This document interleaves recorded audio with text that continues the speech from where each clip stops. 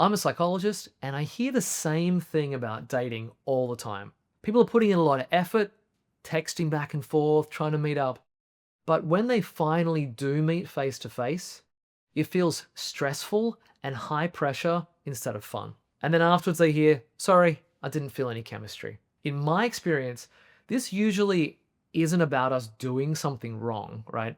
It's more about how we've been taught to approach dating in the first place. I find there is a different way to come at it that can take a lot of that pressure off and open the door to connection and attraction. We've been taught that when we're dating, we have to present our best selves when we first meet someone. You only get one chance to make a great first impression, they say. But this focus on performing well and how we're evaluated by other people, that puts a lot of pressure on us, makes us nervous, and it ends up putting us into job interview mode. What this means is we come in with this energy where we're stiff, we're uncomfortable, we're trying to remember the right answers, we're trying to get all this information across. And this is uncomfortable. It makes us feel awkward. We don't like that. It also gets in the way of what makes a date work. It actively cuts off the things that allow for attraction, flirtation, chemistry, because dating isn't about giving information that gets ticked off and approved. It's about emotional resonance. It's about how do we feel around each other. And job interviews don't feel good. No one's like, oh, I haven't had much fun lately. Maybe I should line up some job interviews. So dating is like the free samples you get at a supermarket or Costco. When you go up, you just want to taste the cheese, see if you like it. If you do, maybe you'll buy it. Most people probably won't, but some people will. You're not going to show up there and the person is going to just logically convince you that you should buy it. You need to sample it and see. The nice part of this sampling idea is it's low pressure. It's low pressure for you. You're just showing up and giving a sample of what it is like being around you emotionally, how it feels. And because it's low pressure, there's room for flirtation and chemistry to come out. And it's also more fun and easier to keep on doing it in the future. So I have seen this play out in real life in a way that was honestly pretty impressive to me.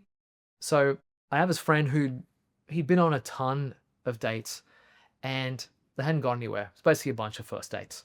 So I saw him and I was like catching up and I was like, oh, I'm sorry, that must be really discouraging to have these bad dates. And he's like, no, it's great. I had a great time. And I was like, what? Like, what do you mean these were bad dates? He's like, they weren't bad dates. We just weren't a good fit. And he said, I realize that I enjoy meeting people. I enjoy going to a place that I like, having food or a drink that I like.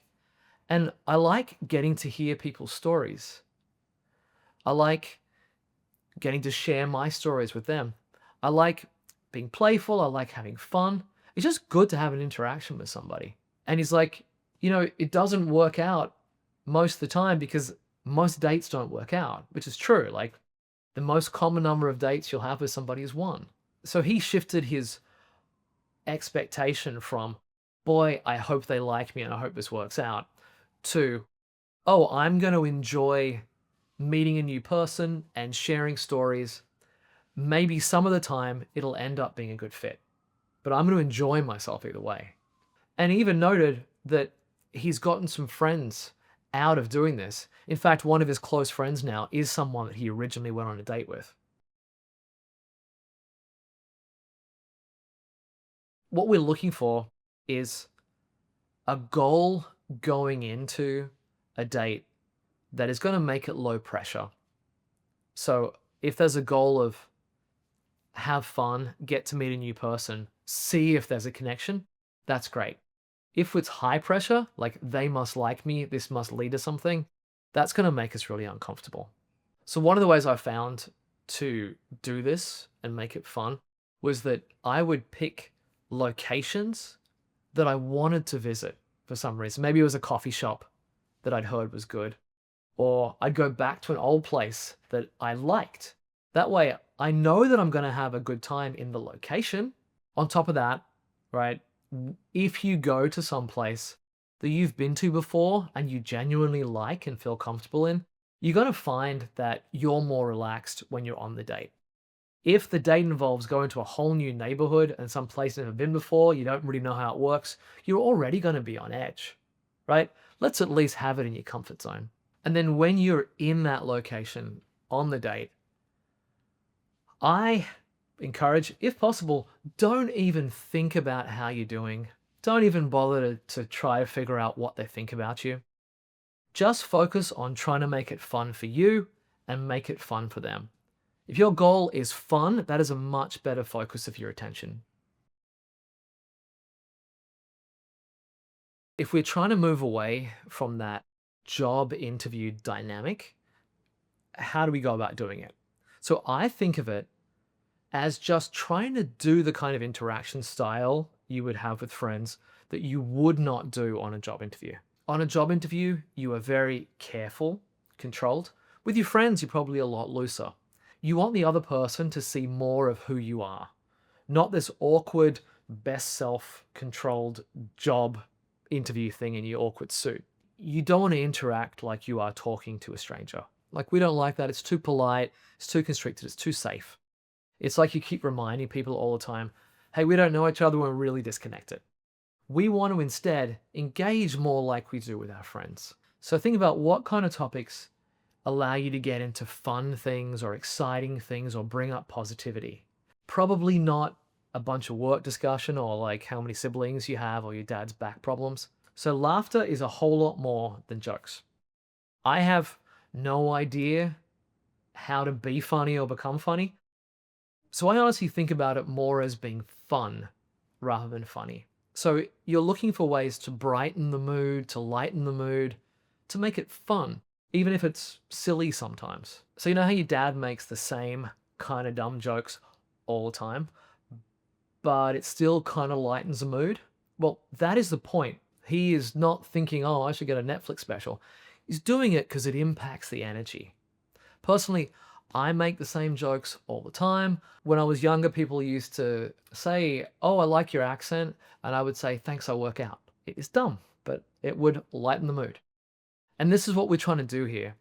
We don't need to be super funny, but we're just taking things from being a serious, evaluative job interview into something that allows space for flirtation and chemistry. This is all the same for like stories too. We tend to tell all these same funny stories. It's really enjoyable. If we can get into a situation where we're telling each other funny stories, there's likely to be a lot of shared laughter. And with that shared laughter, there's connection. So one way to see this as true is if we want to signal that we're not interested in someone, we will be emotionally flat and terse and serious, no jokes, no laughing at jokes, just being cold. So we want to be the opposite of that, right? And I know that when I've worked with people around this, they have told me that when they kind of have this permission to try to create more fun, be a little silly, crack more jokes, that they end up having a much better time. It's more fun for them and the pressure for them comes down, which means, hey, regardless of how the date goes, it's a more enjoyable time. By the way, Hope and I are working on a workshop around confidence in dating. So I would love to figure out how to do it in such a way that's most useful to you. So if you feel like it, there's a link in the description below where there's a form and you can let me know what you're struggling with and what will be most helpful. We are on dates. We are trying to get out of this job interview energy. We're trying not to perform and be evaluated. We're trying to be playful and have fun and really be in it, giving them a sample of the emotional experience of being around us. But I get sometimes you're going to end up on dates with people who come in with their checklist of attributes. They're looking for the job and they will go down the list grilling you. I get that is going to happen. That is not your fault. You are giving them the chance to get out of that uncomfortable position and into something that's enjoyable. If they don't take it, that is their own choice. It takes a lot of strength to get back and date again when you've had the experience of things not working out. Personally, I have seen it get a lot easier to do when people start approaching dating in this different way, when it's more fun, when it's less pressure. At that point, it's easier to keep meeting people. Each individual date is kind of not as big of a deal. Therefore, we're able to do it more, we're able to interact with people more.